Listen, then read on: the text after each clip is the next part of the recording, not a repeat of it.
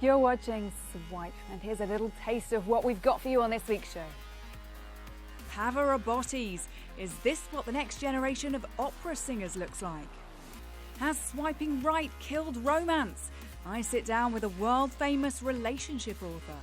And we're sending you into the ring with extendable arms in our games review. Welcome to the show. I love it when technology makes the unlikely likely. For example, take opera singing robots. It's a thing. But how do you teach a robot to sing? Here's Kit. Tucked away in this small rehearsal room, two new opera singers are waiting in the wings for their chance to shine. They may not look or sound like your typical stage stars, but over many months this pair have been meticulously reprogrammed to perform specially composed opera. It's hoped it could mark a big step forward in the greater use of robots in artistic roles. Here at the i360 in Brighton, the team behind the project are busy fine-tuning their new show. How did you program these robots to sing opera? Well, it wasn't that easy because these robots are designed for education and research into human-robot interaction. They're not designed to sing. I couldn't tell what sounds, musical sounds, the robot would make if I sent a particular command to the robot. So we would have to actually try lots of different combinations and listen to them, and then the composers with me decided on which sounds were the appropriate ones for the piece, and wirelessly this computer sends the program to the robot, and from then on the robot's on its own. It's acting autonomously, only a human intervening every now and then to tell it when to move to the next stage. Operas using machines have been staged in the past, but this is thought to be the first time that humanoid robots have been used, and there was a deliberate attempt to help them find their own voice. What is the robot's soul, if you like?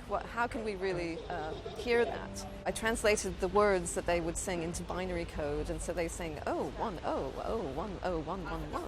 And then gradually that turns into human language, so it's trying to create a bridge between the robot language and the human. The thought of a simple machine replacing a demanding and expensive opera star might be music to the ears of theatre directors, but critics of such innovations have warned that you can never really replicate the drama and emotion of the human voice.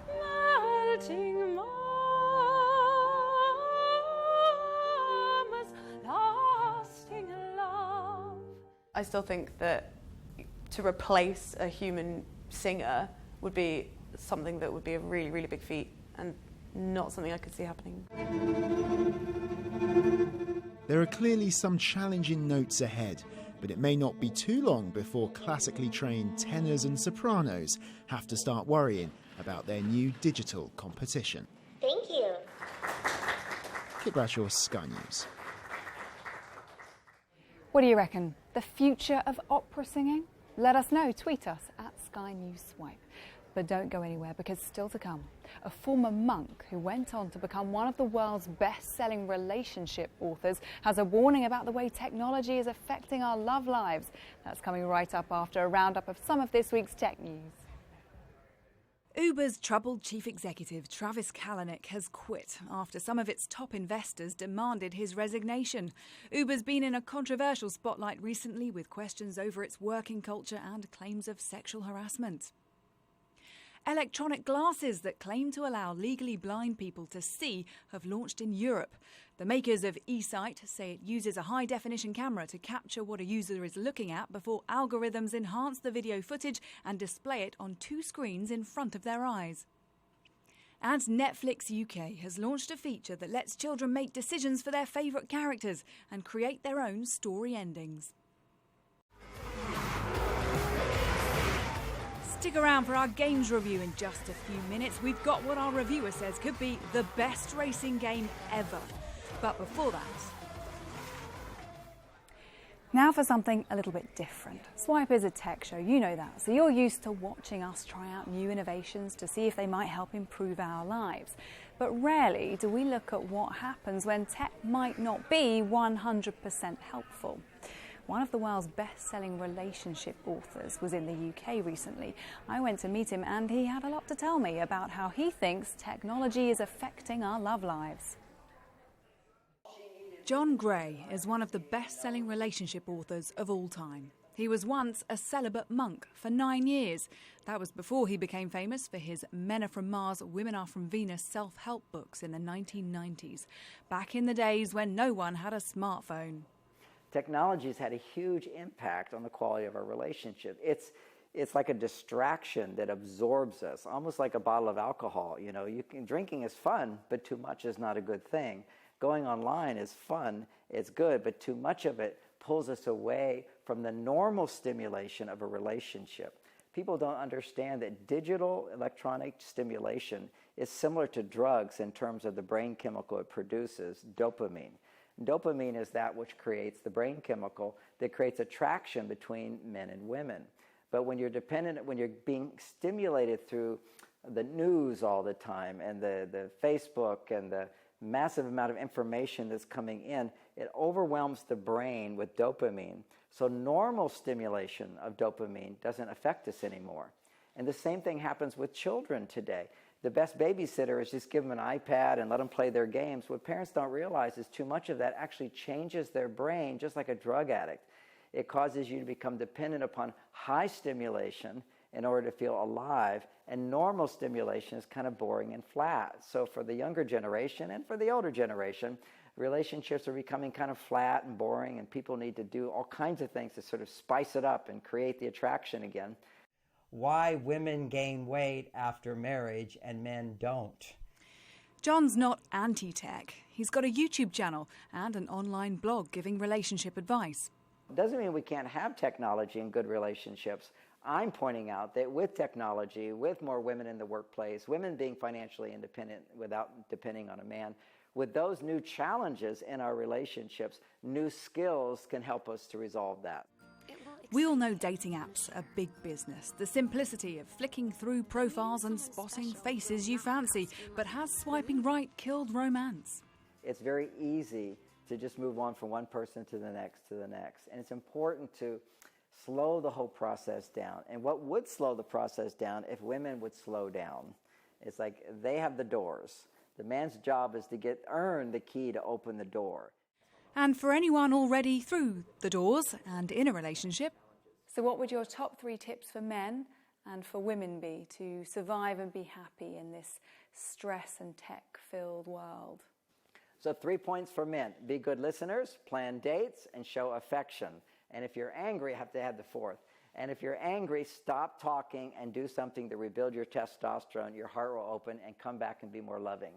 And for women, the 3 points is when you see your husband the first time, always be happy to see him. No matter what's going on inside of you, be happy to see him for a minute and then ignore him. Just give him that message that you're happy he's alive. Men need that. Learn these new techniques of how to share what's going on inside of you, but it's not about him. And number 3, you go in for the hug and you appreciate him for all that he does. Video games time now. And when the weather gets hot, new releases tend to dry up just a little bit. It's what happens at this time of year. But our reviewer Simon hasn't failed us. Here he is with 3 new titles. ARMS is the latest game for the Nintendo Switch, and as you may expect, it is the most Nintendo game you're probably ever going to play in your life. Now the great thing about this is that if you decide to use the Switch's motion controls, you actually have to hurl your arms around like you're in an actual fight. And on top of that, the motion controls are so sensitive that if you want to throw a right hook but make sure it steers in towards the end, you can, and you literally do it by flicking out your right hand and twisting it. And nothing else is like that. There's no other fighting game in the market that is like ARMS, and for that, it's really good. You're looking for something unique, you're looking for something original, and you're looking for something Super Nintendo, I can't recommend ARMS highly enough. Dirt 4 for the Xbox One, PS4 and PC may not only be the best rally game ever made, but there's every chance it's one of the best racing games in the history of the entire industry. Now while it can be a bit dry and a bit serious, it replicates what you'd see on TV or if you actually sat in a car so well, you can't help but fall in love with it. Plus, On top of that, it's incredibly easy for newcomers to get to grips with it, but if you're looking for something in-depth and something that's going to challenge you, it's going to do that too. It can be incredibly hardcore should you set it up that way. Codemasters has also introduced U-Stage, and as the name suggests, that's where you're able to create your own racing courses. Top stuff this, and I highly recommend it.